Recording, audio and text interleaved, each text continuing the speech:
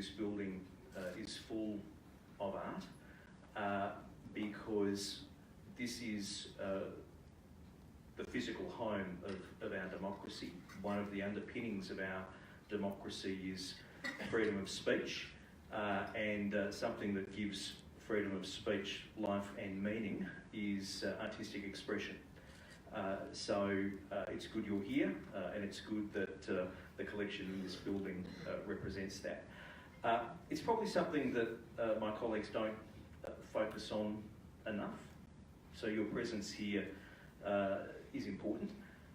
And if I could encourage you as you meet with my colleagues over the next few days to remind them of the importance of what you do as an underpinning of freedom of speech in our democracy.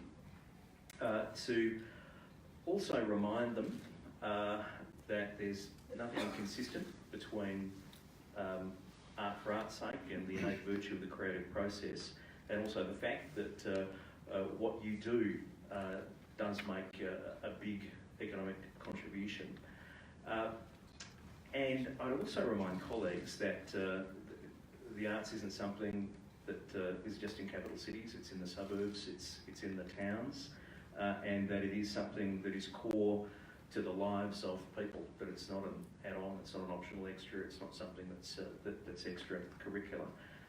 And also the importance of our Commonwealth arts infrastructure, the National Collecting Institutions, AusCo, Creative Partnerships Australia, that these are things that we should not take for granted, and that it's important that we protect them and defend them, including their resourcing.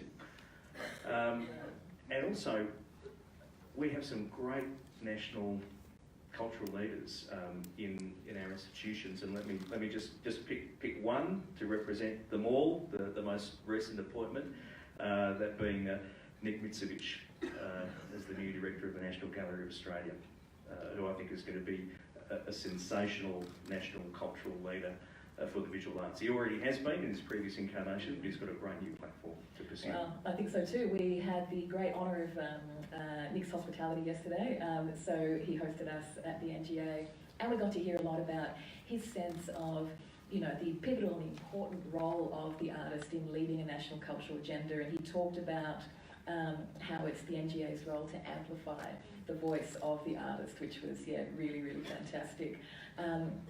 And I'm going to say, did you all like the front cover of the Good Weekend magazine a few weeks back with Nick? The brooding, smouldering Nick on the Bill Henson photo. I did a double take. I thought the bloke was selling luxury watches.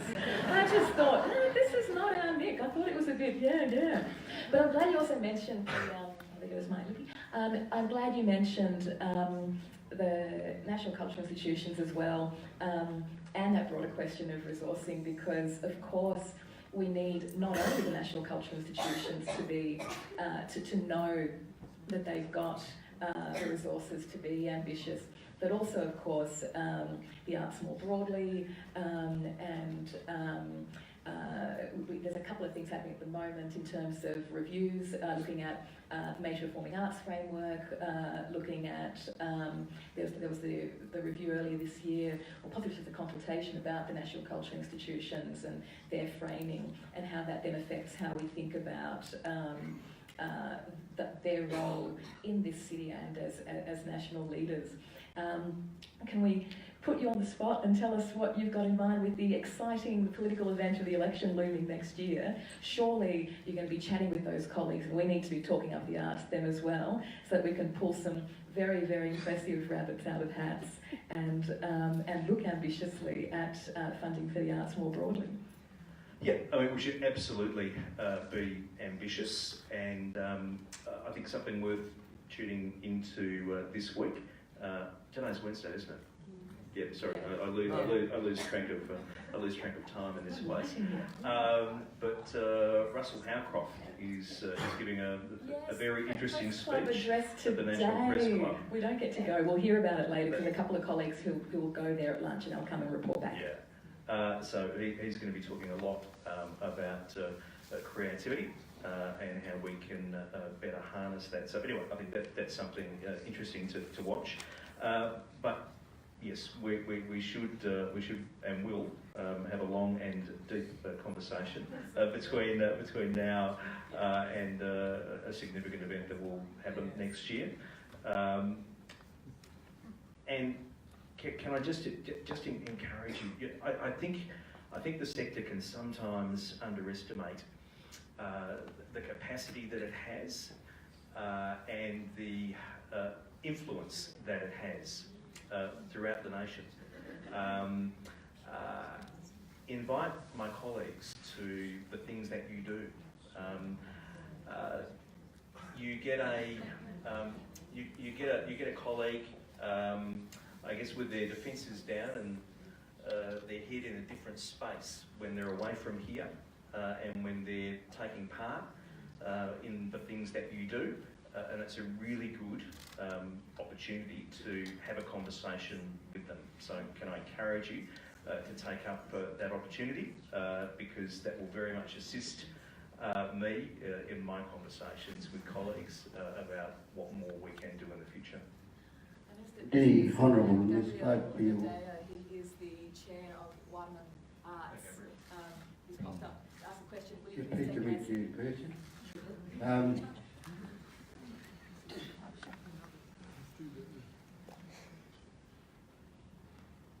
In Aboriginal culture, art doesn't stand alone.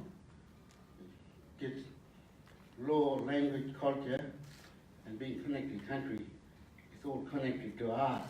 That's all art. Yeah.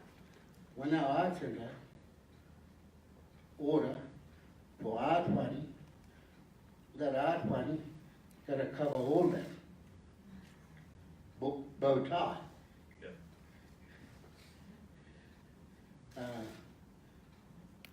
That's all.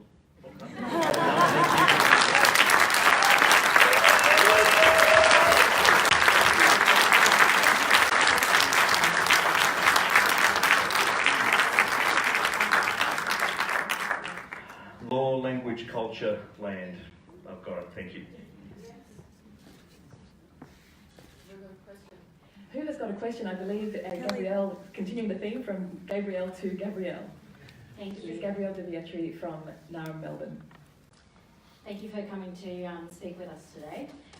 Yesterday we heard from Fiona Foley, as you would know, one of Australia's most important contemporary artists, who dropped a bit of a bombshell in her talk. She effectively told us that she was defecting from art, that she couldn't do it any longer because it was too hard, because the conditions of making art today are just too difficult.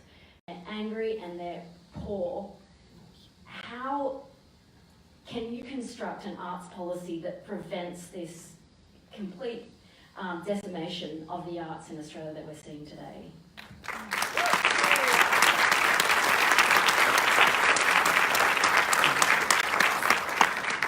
And just to give the Minister a second to think about that one, Fiona Foley mentioned also yesterday that in the previous round of the Throsby study for the Australia Council, she has been one of the few, the 6% of artists in Australia who are able to sustain an income from her work, but now she's not. And that was really chilling for everyone. Thanks. Well, it sounds like I should talk to Fiona to get her thoughts as to. Okay. Hi, Fiona. Howdy. You're being spoken of as though you were no longer with us, but let us do that. If you're here for the next day or so, we'll catch up and do just that.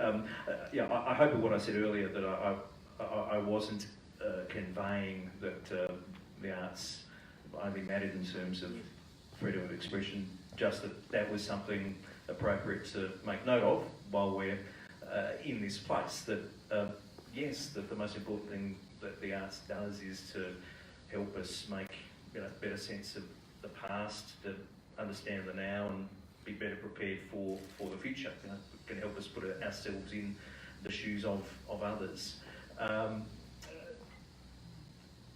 yes, it's absolutely a challenging environment for people to do their work, to sustain an income.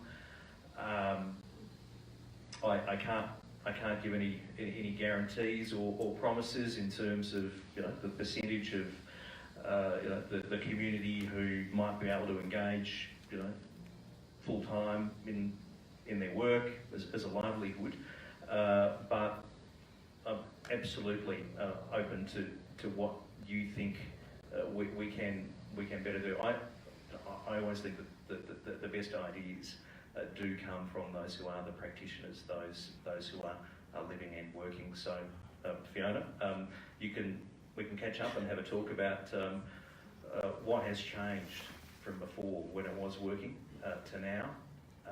So I'd appreciate that opportunity. Thank you. Yeah. We don't have time for more questions. He does have to go. But thank you, Minister. I also want to emphasise what the Minister said about us speaking to his colleagues. We're going to have some of them coming and joining us at lunch.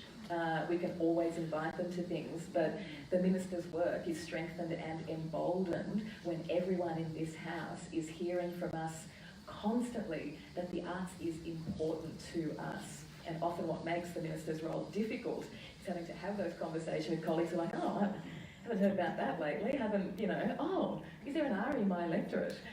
We all need to work hard to overcome that, so I'm glad you mentioned that. And thank you for joining us this morning. Thank you so much.